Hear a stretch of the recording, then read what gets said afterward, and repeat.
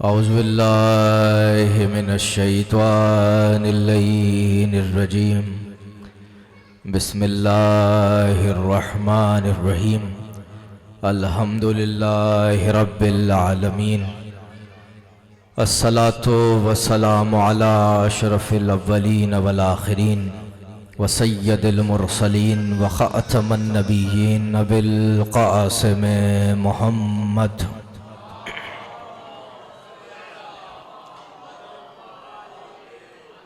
सुम्मस्सलातु वस्सलामु अलल इमामल हक़ बिल हक़ मअल हक़ इलल हक़ वसीय्यिर रसूल व बाब इल्मिर रसूल आनी अली इब्न अबी तालिब अल्लाहुम्मा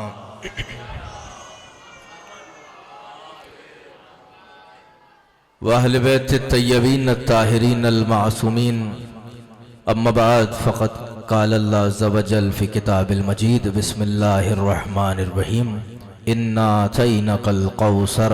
सलावत हदिया करें बाबा से बुलंद मोहम्मद।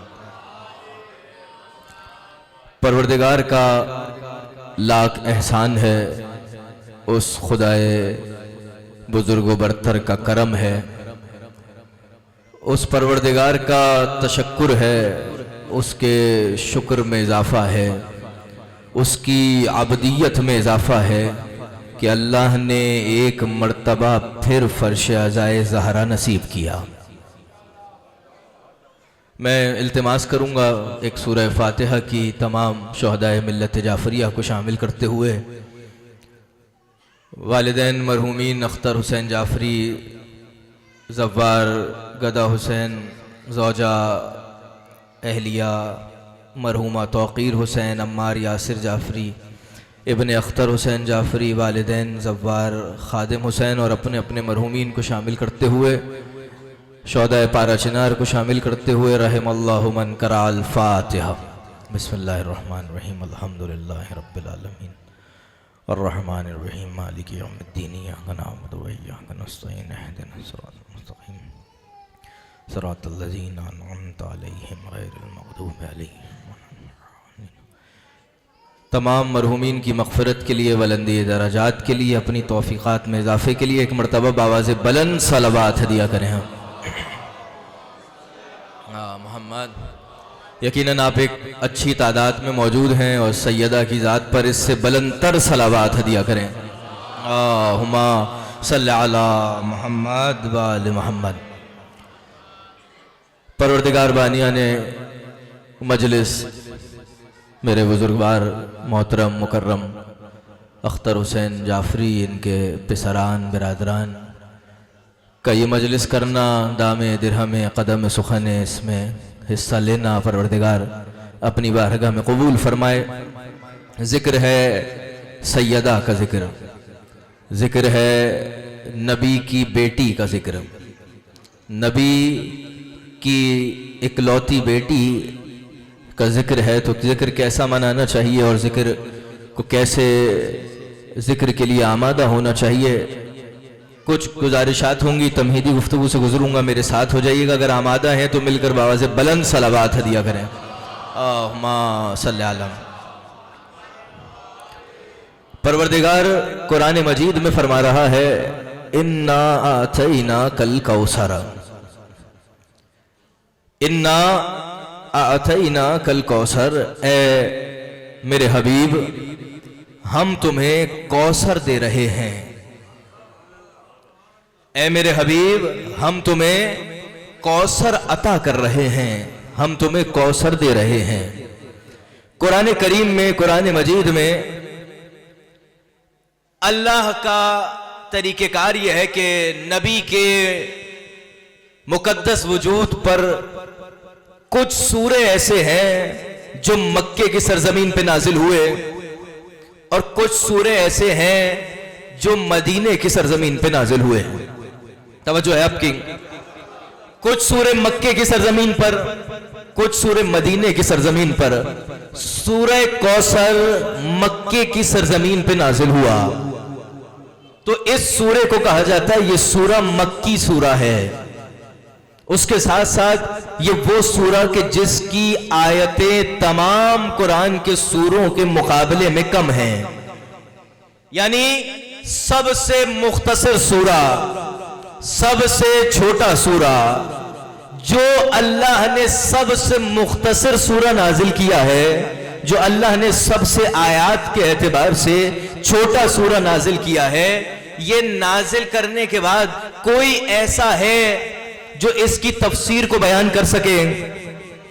कोई ऐसा है जो मुकम्मल तौर पर इसकी तशरीह को बयान कर सके, मुकम्मल तौर पर सूरह कौसर को समझा सके? नहीं, अल्लाह ने नाजिल किया इन्ना की कैद के साथ। इन्ना अतैना कल कौसर, इन्ना अंज़लनाहु फी लैलतिल क़द्र।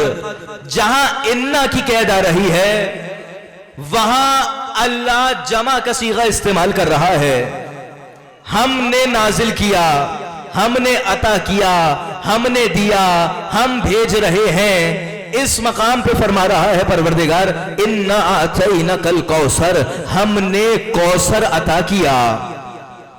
अब जब कौसर अता हुआ है तो न कौसर की मुकम्मल तौर पे तशरीह हो सकती है, न इस सूरे को समझ सकते हैं, न इसके फजाइल मुकम्मल तौर पे बयान हो सकते हैं, न इसकी तफसीर बयान हो सकती है। क्यों? जो सूरा नाजिल कर रहा है वो सबसे बड़ा है। तवज्जो है आपकी? जो सूरा नाजिल कर रहा है वो सबसे बड़ा है, और जिसे सूरा मिल रहा है वो रूए जमीन पे सबसे बड़ा है। आमादा रहिएगा। इन्ना आतैना कल कौसर, यानी अल्लाह कौसर अता कर रहा है और रसूल को कौसर मिल रही है। अब तफसीर और तशरीह कौन बयान करेगा? या अल्लाह बयान कर सकता है जो कौसर को भेज रहा है, या वो बयान कर सकता है जिसे कौसर मिल रही है? जो नाजिल कर रहा है वो रूए जमीन, जो भेज रहा है वो परवरदिगार सबसे बड़ा, जिसे मिल रहा है वो रसूल सबसे बड़ा। यानी इन दोनों शख्सियात में से, इन दोनों में से कोई तफसीर बयान करेगा, कोई तशरीह बयान करेगा, लेकिन वो रसूल जिसे कौसर मिला है, जब वो तफसीर बयान करता है तो बैठे बैठे बयान नहीं करता, सैयदा के एहतराम में खड़े होकर बयान करता है। इन्ना अतैना कल कौसर, हमने तुम्हें कौसर अता किया। सैयदा के एहतराम के लिए खड़े हुए। तवज्जो फरमाइएगा, कौन है ये रसूल जिसके लिए चांद बनाया, जिसके लिए सूरज बनाया, जिसके लिए सितारे बनाए, जिसके लिए जमीन बनाया, जिसके लिए आसमान बनाया, जिसके लिए फलक बनाया, जिसके लिए मलक बनाया? तवज्जो है आपकी? अल्लाह ने हर चीज को अपने रसूल के लिए बनाया। अल्लाह ने हर चीज को अपने रसूल के लिए बनाया। अल्लाह ने सारी चीजों का इख्तियार रसूल के हवाले किया। ये रसूल के इख्तियार हवाले करने के बाद, ये रसूल को इख्तियार देने के बाद, परवरदिगार आलम ने इसी रसूल से बाप का साया छीन लिया। इस दुनिया में नहीं आए हैं लेकिन बाप का साया नहीं है। उलमा वजह बयान ये कर रहे हैं कि रसूल से उनके वालिद का, बाप का साया इसलिए छीना गया कि कोई ऐसा हो जाएगा जिसके लिए रसूल को उठकर इस्तकबाल करना होगा। तवज्जो फरमाइएगा, अगर बाप होंगे तो बाप का उठकर इस्तकबाल करना होगा, एहतराम होगा। अल्लाह नहीं चाहता मेरा नबी किसी का एहतराम करे।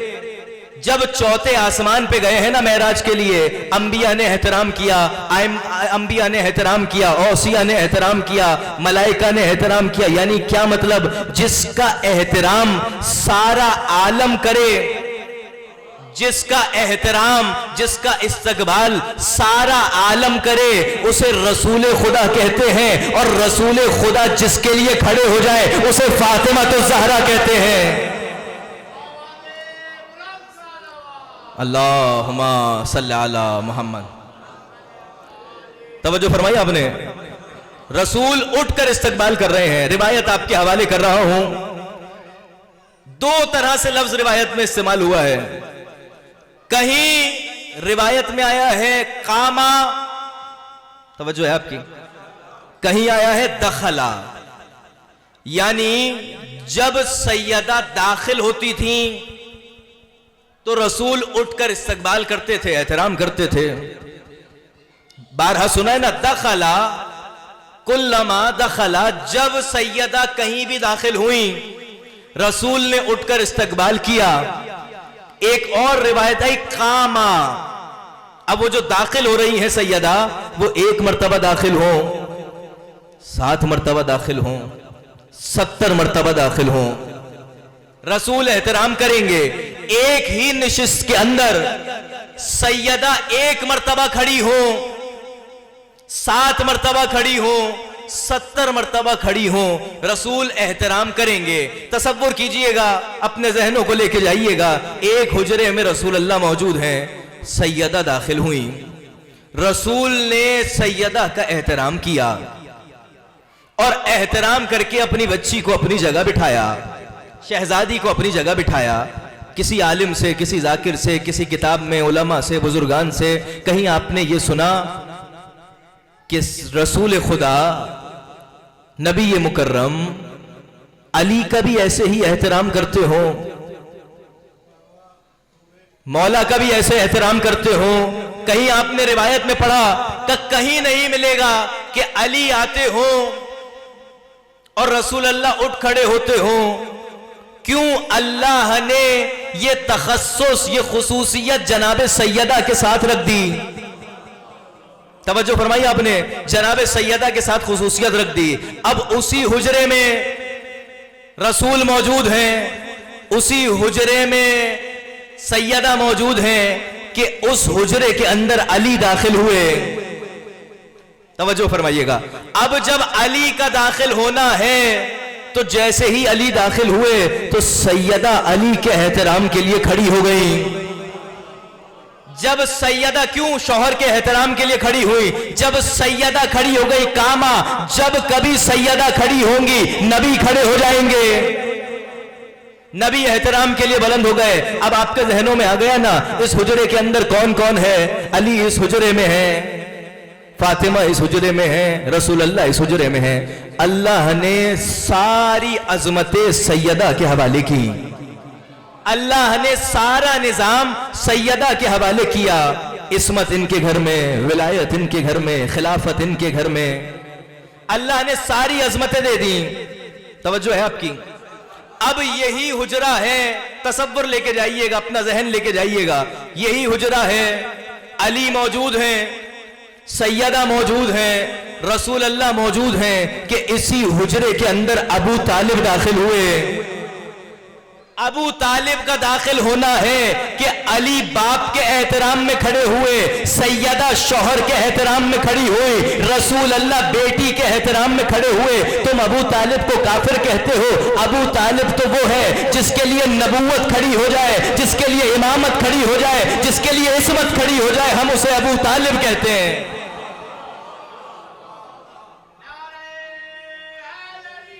या अली अल्लाहुम्मा सल्ली अला मुहम्मद। तवज्जो फरमाई आपने, अल्लाह ने सैयदा की वजह से, सैयदा के घराने की वजह से सारा अजमत का उन्वान, सारे फजाइल, सारे मनाकिब सैयदा के हवाले किए। कौन है सैयदा? 2 हदीसें हैं, बहुत दूर से सफर कर कर आया हूं ये आपके हवाले हदीस करने, जो मुसलमानों के दरमियान बहुत मारूफ थी। तवज्जो है आपकी? ये जो पीछे अफराद बैठे हैं मेरे साथ हैं, 2 हदीसें ऐसी जो नबी के जमाने में बहुत मारूफ, लेकिन लोग उसे भूल गए। एक हदीस, हदीस निदा, नबी की हदीस, रसूल अल्लाह की हदीस। कौन सी हदीस? यानी जब महशर का रोज होगा, लोग परेशान होंगे, मुश्किल में होंगे, तो नबी की अबा के साए तले आ जाएंगे। तवज्जो है आपकी? इस हदीस को कहा जाता है हदीस निदा। यानी जब महशर में सब परेशान होंगे तो नबी की अबा के साए में आएंगे। यह है हदीस निदा, जो नबी की हदीस है। एक और हदीस है जो है हदीस लिवा, और वो हदीस है अली की हदीस। जब महशर में परेशान होंगे तो अली के परचम तले आ जाएंगे। लोग हदीस निदा को भी भूल गए, जो नबी की हदीस थी, लोग हदीस लिवा को भी भूल गए। लिवाउल हम्द होता है ना, वो परचम, वो जो महशर में अली परचम के साए तले में अली के लोग आएंगे, हदीस लिवा। लोग नबी की हदीस को भूल गए, लोग अली की हदीस को भूल गए, निदा को भी भूल गए, लिवा को भी भूल गए, लेकिन लोग हदीस किसा को नहीं भूले। तवज्जो फरमाइएगा, उसकी वजह क्या है? जब महशर में लोग परेशान होंगे तो नबी की कबा में चले जाएंगे, महशर में परेशान होंगे तो अली की कबा में चले जाएंगे। हदीस किस्सा है फातिमा की चादर, कहा कि जब महशर में परेशान होंगे तो इनकी कबा में जाना है, लेकिन जब नबी और अली अपने जिस्म में ज़ौफ़ पैदा करते हैं तो फातिमा की चादर में आते हैं। जब ये अपने जिस्म में ज़ौफ़ पैदा कर रहे हैं तो सैयदा की चादर में आ रहे हैं। कौन है सैयदा? कि जिनकी चादर को अल्लाह ने इतनी अजमत दी। एक उन्वान और लीजिएगा, इन्ना आतैनकल कौसर। कौसर पे बात हो रही है आपके जहनों में ना, कि हमने तुम्हें कौसर अता किया, हमने तुम्हें कौसर दिया। अब जब कौसर मिल रहा है, कौसर दिया जा रहा है, तो कौसर का माना है नस्ल कसीर, ऐसा ही है, खैरे कसीर, नस्ल कसीर। कैसे मुमकिन है कि बेटी से नस्ल चले? नस्ल तो बेटों से चलती है, तवज्जो है आपकी। कैसे मुमकिन है कि बेटी से नस्ल चले? कुरान में अल्लाह फरमा रहा है कि हन्ना के यहां बेटा होना था। हन्ना कौन है? हजरत मरियम की वालदा, हजरत ईसा की नानी। अल्लाह कुरान में कह रहा है कि हन्ना के यहां बेटा होना था, हो गई बेटी, हो गई हजरत इमरान की यहां हजरत मरियम। होना क्या था? अल्लाह का इरादा क्या था? बेटा होगा, बेटी हो गई। अब जब बेटी हुई तो कहने लगे कि ए परवरदिगार, हमने अहद किया था, हमने मन्नत मांगी थी, हमने वादा किया था कि बेटा मिलेगा तो तुम्हारे घर के हवाले करेंगे। अल्लाह आपके लोगों के खिदमत के लिए बेटा वक्फ करेंगे, इबादतगाह के लिए बेटा वक्फ करेंगे। हो गई बेटी। अल्लाह का जवाब आया, ए हन्ना, हजारों बेटों से बेहतर बेटी मरियम तुम्हें मिली। हजरत मरियम मिल गई। हजरत का मिलना था कि हजरत इमरान उस जमाने में बैतुल मुकद्दस में नमाज पढ़ाते थे, जैसी भी नमाज उस जमाने की होती हो, सलात नमाज का उन्वान जैसा भी हो, तारीख में आया कि नमाज पढ़ाते थे। आज का अंदाज नमाज का नहीं, लेकिन नमाज पढ़ाते थे, तबलीग में मसरूफ रहते थे। तो लोगों ने कहा कि हम मरियम की परवरिश करेंगे। कुरा डाला गया, अल्लाह की तरफ से हुक्म आया कुरानदाजी की जाए, कुरा डाला जाए। कुरा क्या डाला गया? तवज्जो है आप सबकी। कुरा डाला गया कि मरियम के परवरिश किसी के हवाले करनी है। मरियम उसके हवाले होंगी कि जिसका कलम दरिया पे तैरने लगा। सब दरिया में कलम डालेंगे, जिसका कलम दरिया में तैरने लगा मरियम उसके हवाले। जिसका कलम दरिया में डूब गया, मरियम परवरिश के लिए उसे नहीं मिलेंगी। हर एक ने कुरा डाला। उस जमाने में अल्लाह का हादी, अल्लाह के हादी हजरत जकरिया मौजूद थे। सब ने कलम डाला, डूबता रहा। यहां जकरिया ने कलम डाला, कलम तैरना शुरू हुआ। कलम गिरा नहीं, डूबा नहीं। यानी क्या मतलब? जो शय अल्लाह के हादी से मंसूब हो जाए वो कभी डूबती नहीं है। तवज्जो नहीं फरमाई आपने। जो शय अल्लाह के हादी से मंसूब हो जाए वो डूबती नहीं है। यहां जकरिया का कलम नहीं डूबेगा, वहां जब मेहदी आएंगे तो मुसल्ला नहीं डूबेगा। एक सलवात हदिया करें बावाज़े बुलंद। हवाले कर दी गई हजरत जकरिया के परवरिश की।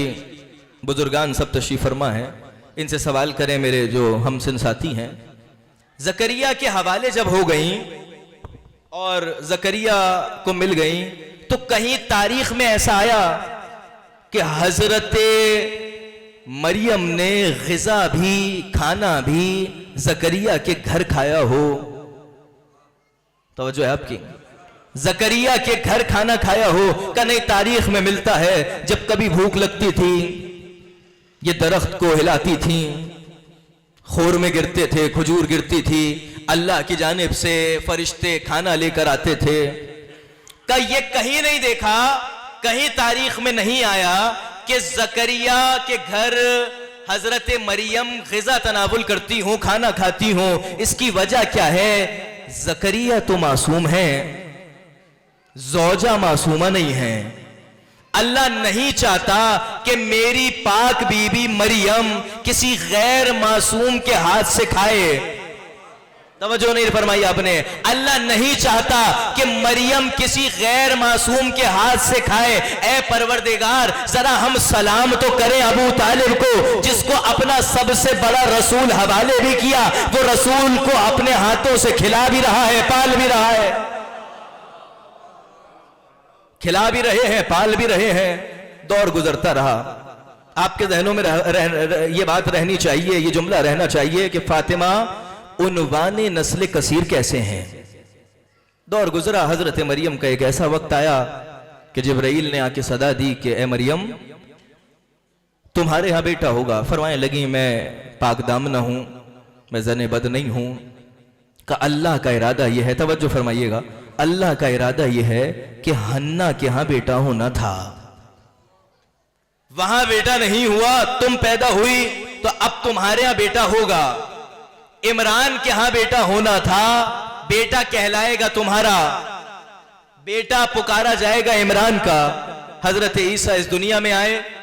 जब ईसा इस दुनिया में आए तो ईसा मरियम के बेटे नहीं कहलाते थे, ईसा इमरान के बेटे कहलाते थे। और इसी सूरह आले इमरान में लिखा है, तुम अपने बेटों को लेकर आओ, हम अपने बेटों को लेकर आएंगे। यानी क्या मतलब?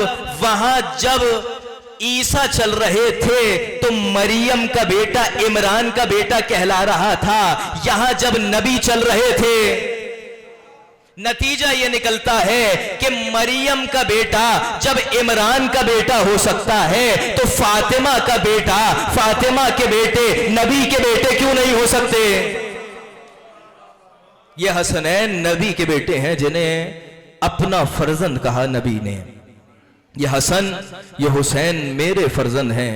ये हसन और हुसैन मुझसे मुंसलिक हैं, मैं इनसे हूं। बारहा इस रिवायत को आपके सामने बयान करते रहे और मुसलसल ये बयान होता है कि नबी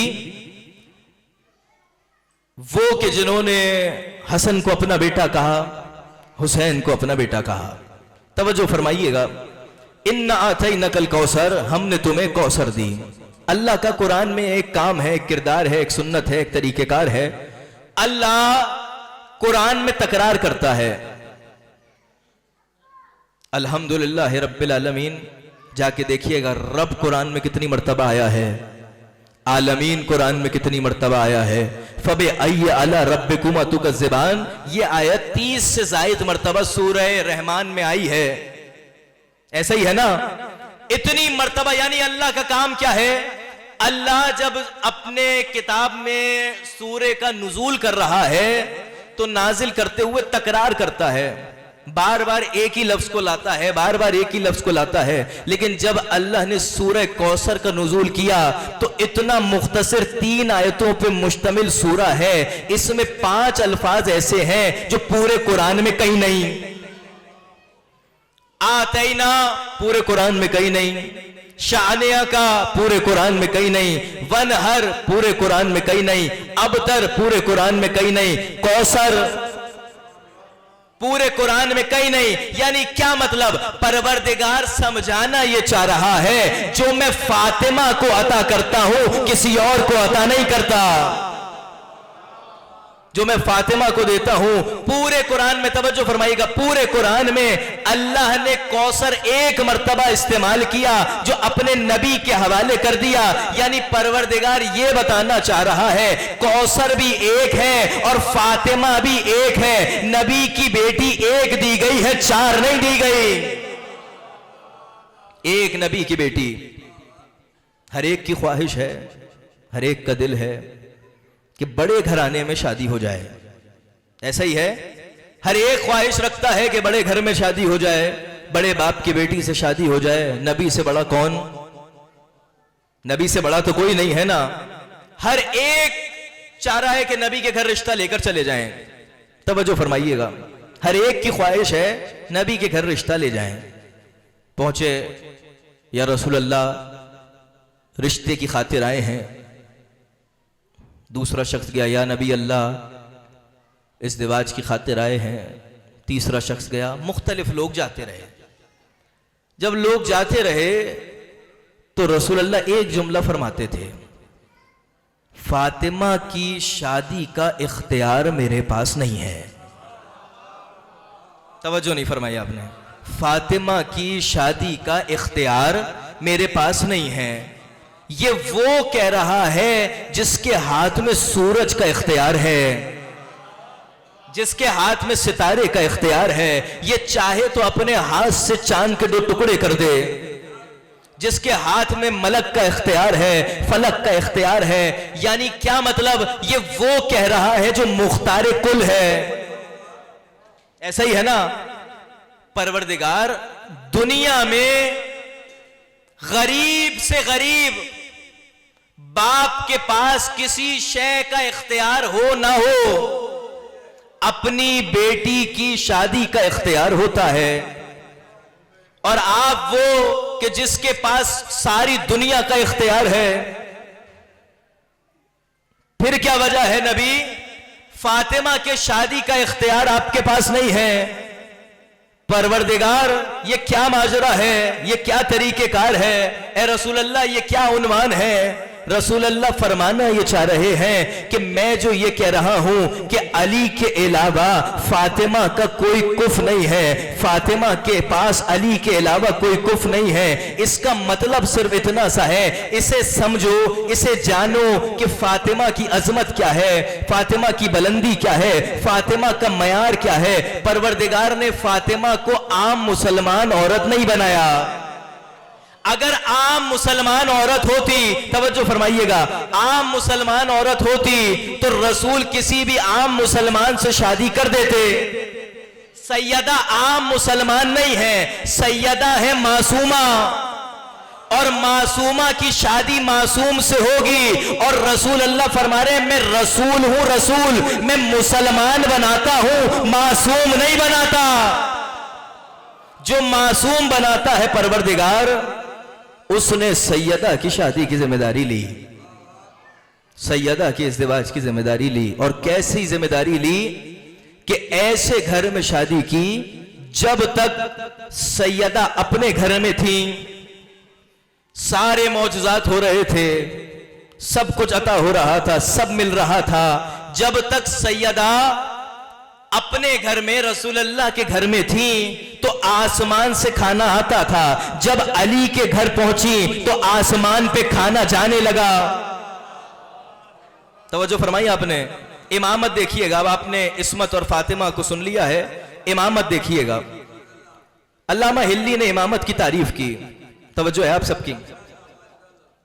अल्लामा हिल्ली ने इमामत की तारीफ की और फरमाने लगे, इमाम वो है जो बादज नबी, नबी के गुजर जाने के बाद, नबी के गुजर जाने के बाद, जाहिरी तौर पर रुखसत हो जाने के बाद, चले जाने के बाद, जो दीन में और दुनिया में तुम्हारा आका हो, मौला हो, रहनुमा हो, वो इमाम है।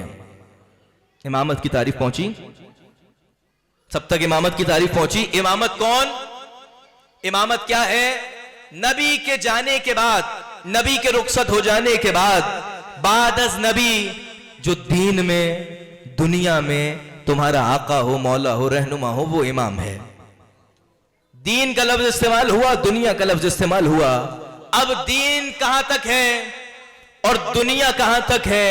कब्र के इस तरफ दुनिया है, कब्र के इस तरफ भी दीन है, कब्र के उस तरफ भी दीन है। यानी दीन और दुनिया में जो तुम्हारा इमाम हो, इसका मतलब ये है, इसका उन्वान ये है कि किसी ऐसे को इमाम मानो जिसकी कब्र के इस तरफ भी चलती हो, कब्र के उस तरफ भी चलती हो, जिसे, तवज्जो नहीं फरमाई आपने, जिसे नबी जमीन पर छोड़कर जाए तो नबी के साथ जमीन पर हो, जब आसमान पे पहुंचे तो उसी की आवाज आए, जब आसमान पे पहुंचे तो उसी की आवाज आए। मेराज पर पहुंचे, आवाज आई, किसकी आवाज है? आमादा हैं आप सब? आवाज आई, रसूल ने आवाज को महसूस किया। आवाज का आना है, सदा का आना है कि रसूल ने आवाज को महसूस किया। गौर करने के बाद फरमाने लगे, परवरदिगार, ये जो आवाज है, मैं इस आवाज से मानूस हूं। यह आवाज मैंने पहले कहीं सुनी है, यह सदा मैंने सुन रखी है। फिर खुद फरमाने लगे, मुझे लगता है यह आवाज मेरे अखी की आवाज है, यह आवाज मेरे वली की आवाज है। फिर खुद फरमाने लगे, हाँ हाँ, ये मेरे अली की आवाज है, ये मेरे अली की आवाज है। परवरदिगार ने कहा कि हाँ, ये तुम्हारे भाई अखी वली की आवाज है।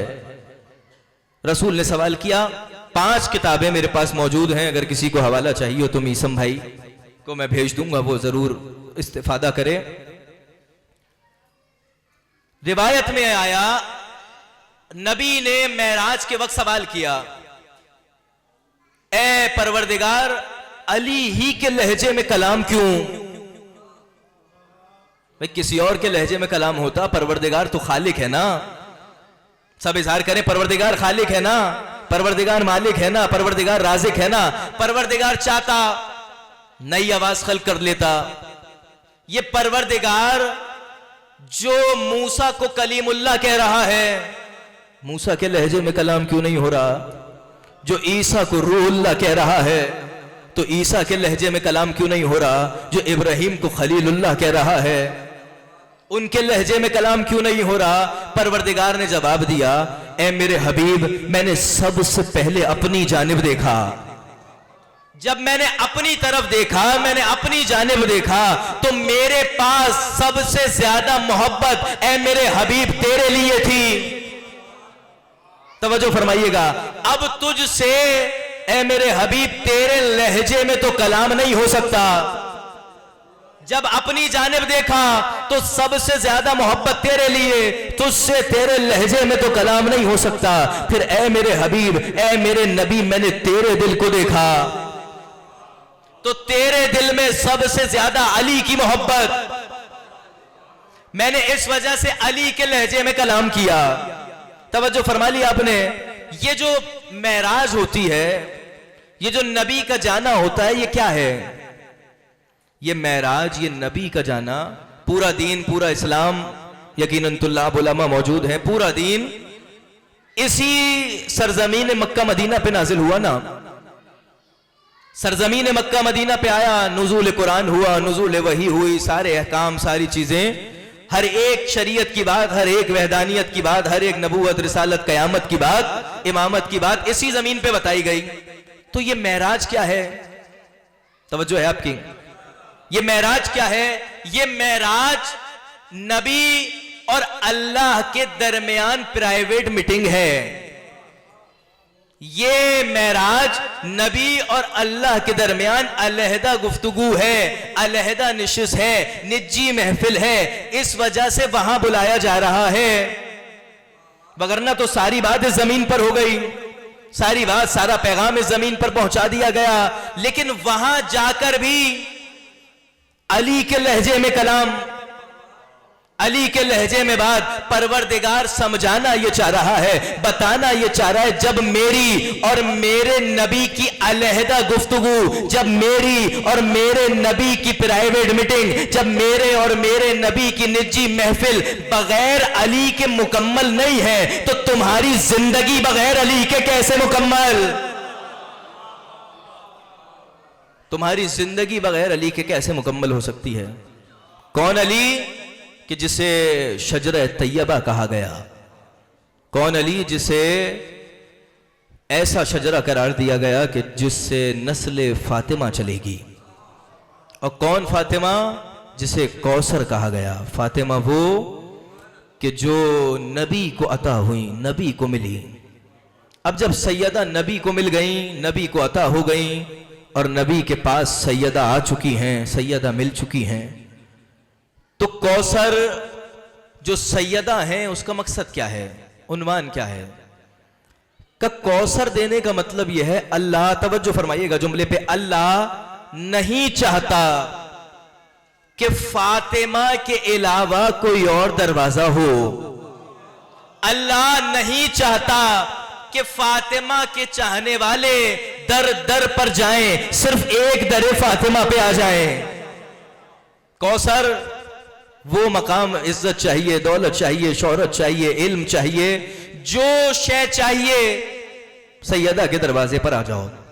तारीख कहती है मदीने के अंदर एक आराबी दाखिल हुआ, सफर करता हुआ।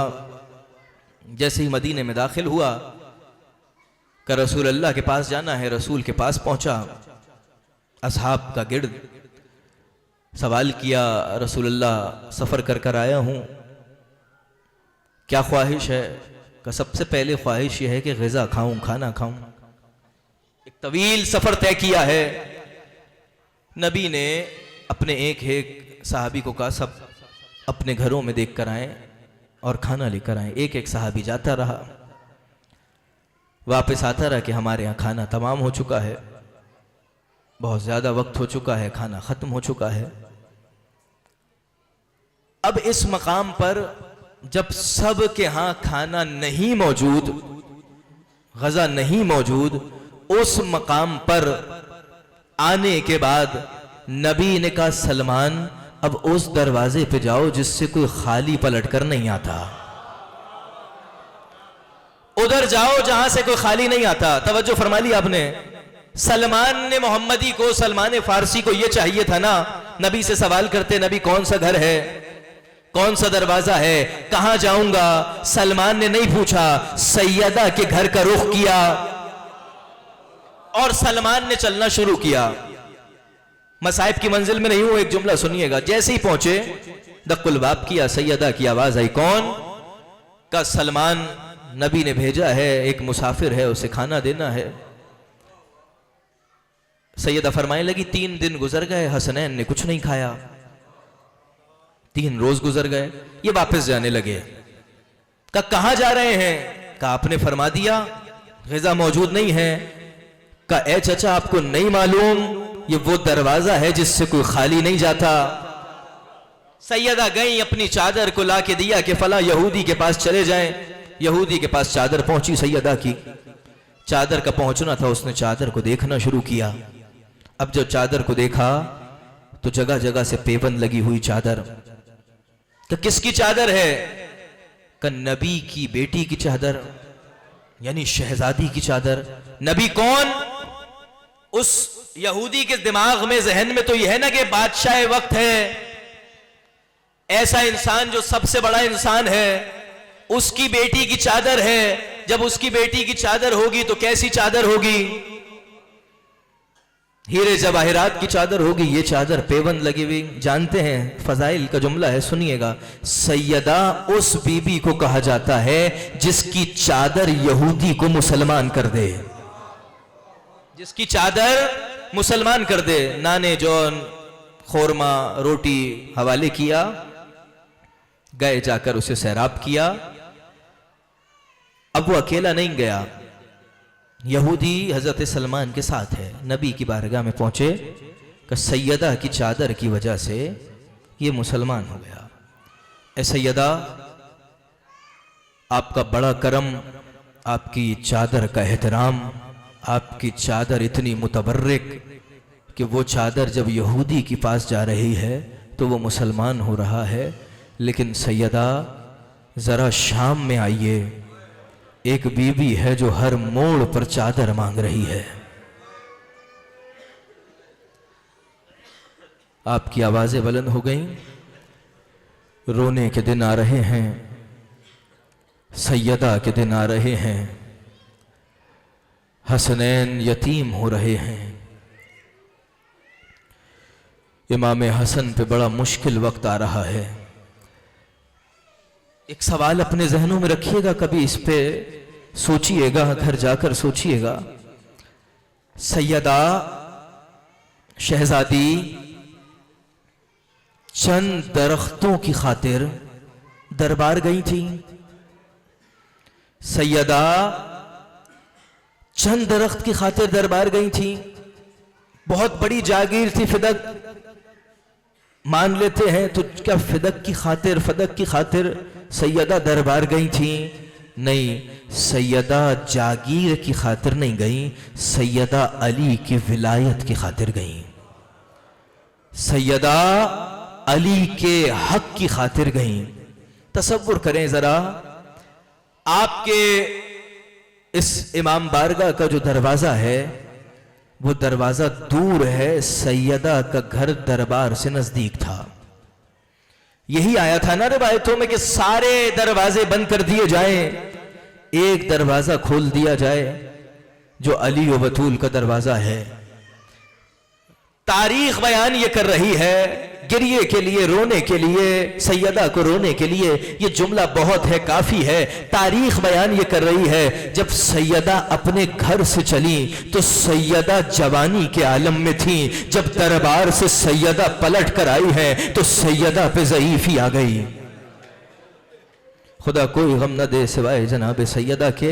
हमेशा गिरिया करते हुए अपनी आवाज़ों को आज़ाद किया कीजिए। इमाम जाफ़र सादिक दुआ देते हैं, बारहा ये रिवायत पढ़ी जाती है ना, ए बीबी ज़रा बकैया छोड़िए, फर्श आज़ा पर आइए, यहाँ हुसैन को रोने वाले आए हैं। सैयदा आती हैं, बारहा रिवायत सुनी है ना आपने, सैयदा आती हैं, हर रोने वाले को के आंसुओं को पोंछती हैं, रूमाल लाती हैं। लेकिन आपने रिवायत यहाँ तक सुनी है ना, इससे बढ़कर रिवायत यह है, सैयदा अकेली नहीं होती, सैयदा के साथ एक 4 साला मासूमा होती है जो बारहा ये कहती है, ए दादी ज़हरा, ये किस पे रो रहे हैं, ये किस पे गिरिया कर रहे हैं, जरा आज बुलाइए।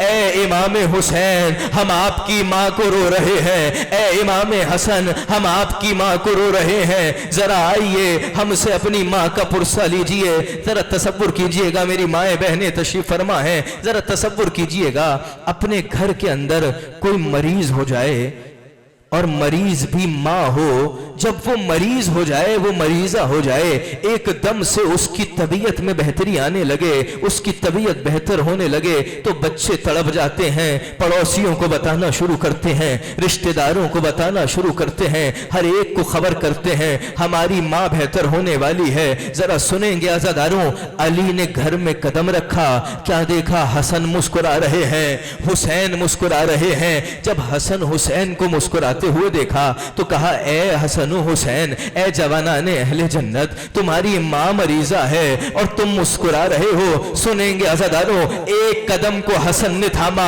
दूसरे कदम को हुसैन ने थामा और कहने लगे, बाबा, कई रोज गुजर जाने के बाद, कई दिन गुजर जाने के बाद अम्मा ज़हरा ने अपने हाथों से खाना खिलाया है, अम्मा ज़हरा ने अपने हाथों से गुस्ल दिया है। आज़ादारों सुनेंगे, वो अली जो खैबर का फाते था, वो अली जो खंदक का फाते था, वो अली जिसने सारी जंगों को फतह किया, अली अपने कदमों पे नहीं चल सके, अली जमीन पे बैठे हैं, खैमा फातिमा में पहुंचे। फातिमा क्या हुआ, अजीब कैफियत में सैयदा हैं। अज़ादारों, सैयदा ने एक गिरिए की वजह बयान करते हुए फरमाया, सैयदा ने अजीब जुमला बयान फरमाया।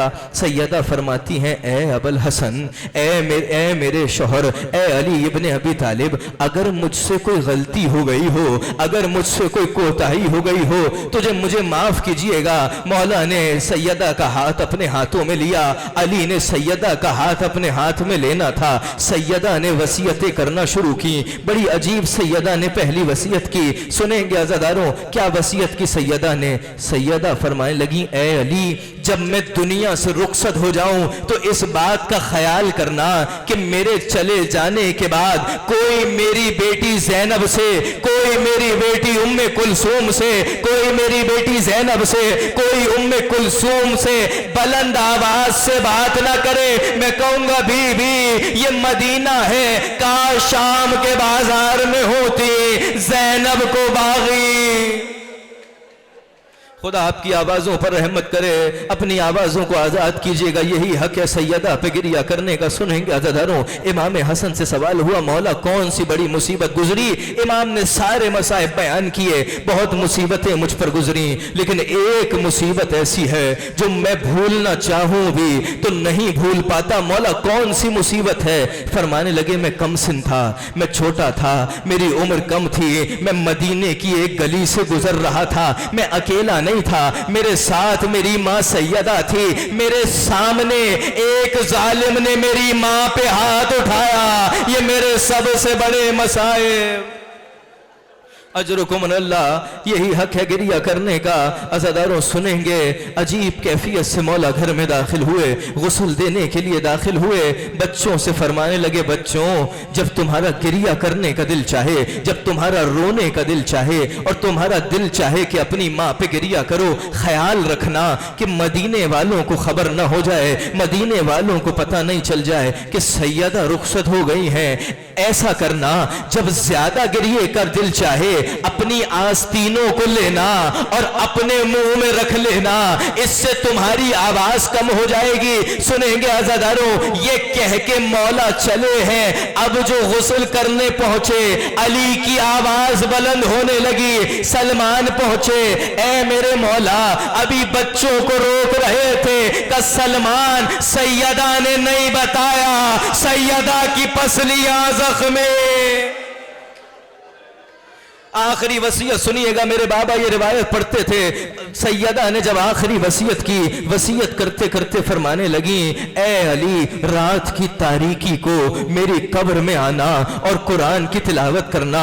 अली हर रात कब्र फातिमा पे जाते हैं, कुरान की तिलावत करना शुरू करते हैं। अज़ादारों एक रोज ऐसा आया, अली कब्र फातिमा पर गए, कब्र फातिमा हिलने लगी। अली ने सवाल किया, सैयदा क्या हो गया?